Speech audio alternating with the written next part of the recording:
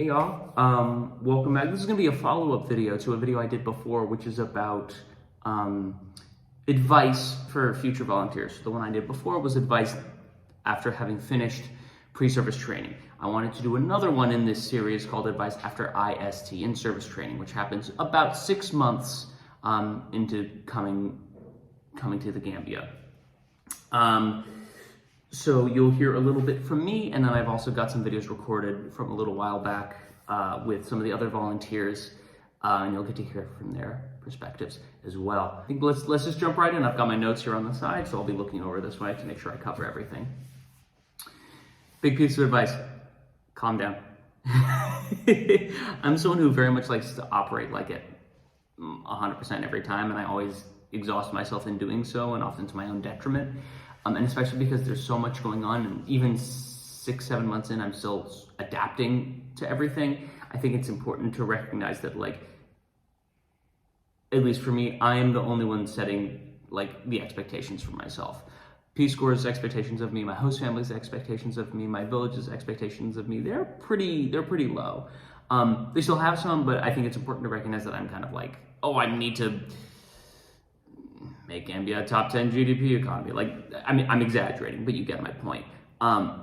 Everything you're doing right now is okay. The fact that just being there, existing in the space as you are, is enough of a job. Anything you do on top of that is, you know, is extra. It's great that you do it, but just being in the space, that's good enough. So have confidence in that. And with that confidence, I think, comes the opportunity to examine the routine you've started to build. So at this point, right after IST, you know, you've probably been in your village for between 4 and 5 months. So you know your spots, you know who's who, you know what resources are available in your community, and you've started to develop a routine around that. I think now is a really good opportunity to take a step back and recognize, okay, what is this routine looking like? Am I happy with this routine? Is there anything I need to change? Is there anywhere I haven't looked at yet? So for me, I found one recently where, so in Gambia, they're called bantavas, which are basically like porches, community porches. And there's 3 or 4 in my village, and I never really found one with people who I vibe with. And so I couldn't really find like a group of people who I could just like sit around and drink tea with. But I ended up finding another one that's been really lovely, and it's just, they're super chill, and like they'll ask me questions, but they won't kind of put that pressure on me. If I have a question about a word, like they'll answer that and they don't make a big deal out of it. And that's something I found 4.5 months after being in my village. I'd seen it before, but I didn't really kind of see its value until later on. So just thinking about like examining your routine, what do you want to keep? What do you want to change? What haven't you seen yet? What do you think you could take another look at? I think that's an important thing to recognize. The other thing is, in kind of in a similar vein, is, you know, you're 6 or 7 months into Peace Corps. The shock, you're over the shock. There are still things you are learning all the time. There are still things you don't know, of course, but you're over the shock of it. So now I think, for me, I'm starting to think about, you know, I want to re-examine my capacity. So for example, I really didn't spend a lot of time sitting down with the books, learning Pular. That was as much as I was able to handle for that time. But now, again, now that I have that routine, now that I have that confidence, I'm starting to think about, okay, well, I think I'm ready to kind of dial up my language learning. And this timeline is gonna look different for everybody. So if you're on a different timeline, whether you are hitting the books earlier or later than me, also fine. Everyone's context is different. But for me, I'm starting to think about, okay, you know, it's the new year. Let me try and get 5 words a day. But the point is that, like, I feel ready to kind of step up a little bit. I've also seen this in, we got to go to the capital, Banjul or Combo, for winter break, and I bought a volleyball. And so, you know, I feel like I have the capacity now to like invite people to play volleyball because I can't play soccer to save my life. And so that's also like kind of increasing my capacity. And, you know, if I'm the one with the volleyball, if people want to play, they're going to have to come and see me about it, which is good because it gives me another opportunity to interact with the community. You know, just things like that, testing it out. And it's okay to try something out and be like, ooh, this is too much, and dial it back. That's okay too. Well, that's far too much out of me, so I'm going to pass you off to the other volunteers. Talk to us. Okay, so my best piece of advice for after IST would be to calm down. I think this whole time I just needed to know that just to take it for what it is and to take a deep breath and to let myself come to terms with where I'm at and the things that I'm going to be able to do in my community. And if someone would have came in and just been like, all these questions that you are crying and freaking out about aren't going to matter, I think it would have helped me a lot. So calm down, it's going to be okay. Now that I finished IST, I feel like the best piece of advice I could give is to pick a really, really, really good counterpart.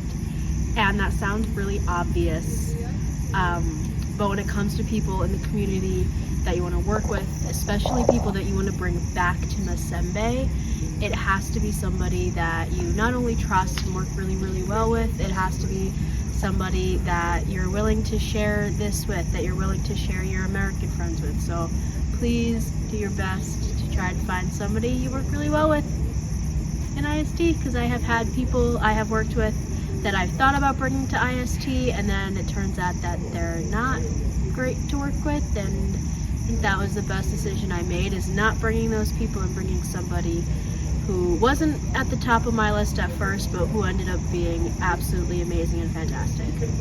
In addition to bringing a good counterpart, I guess this is just overall general advice. If you have a really good cohort, call them. I'm not very good at keeping contact when we're all in our different sites and we're all across the country. I admit I'm definitely not the best at keeping contact with everybody, but it is so important, and it's one of those things where you don't realize how much you miss them until you come back, and you don't realize how much you need them and how much you love them until you're all in the same place again. So it's really hard, but really try to lean on your cohort and lean on your friends if possible. So tell me about, so what advice do you have either for other volunteers who are about to go through IST, or advice for new volunteers now that you have the knowledge from IST? I can go. Okay. I think that going through IST, you know, after going through PST and then having time integrating into your village, coming back and doing IST is actually really cool, because then you get to spend some time with your counterpart, which is really fun, because I always say this to my counterpart and to people here, like, you get to spend some time with them at like your school and in your village, but when you come here you get to spend a lot of quality time with them and really get to like know them on a personal level and make those connections. So that's really cool. Okay, I like that. That is cool. I would say look at interruptions as opportunities. I feel like a lot of times, like, I get in my head like, this is my plan for today, like, this is what I'm gonna do, I don't have time for anything else, I'm just in the American mindset of work, and then something will happen and my plan completely doesn't happen. I have to throw it out the window. And at first I got really frustrated with that, because I was like, oh my gosh, I have so much I need to do and I can't get any of it done. But then I decided to look at these interruptions as opportunities, and I learned that even though I'm being interrupted, it's usually something that's worth my time. And it's a moment where I can show someone else love, I can be helpful, and I can be of service to them. So that would be my advice. Look at interruptions as opportunities. Jinnaba, something to add? I have something to add. Okay. I will also say, like, I think something that I've figured out here is coming in, you kind of think, okay, what plans can I do to, you know, plan here and help out. But even just by being here, even just by doing like your daily tasks, that makes a difference in really small ways. And even those, I think, are even more significant than the things that you might plan, like just talking in your compound, or like getting to know your community better, or showing them that you care to go to their compounds. Things like that actually make a longer lasting impact than like creating a library or organizing a workshop. Like those things, yes, are important, but even those small things are really what stick with the community and then like give small communities that are really rural a global perspective. People remember how you make them feel, so love well. Love well. Peace Corps.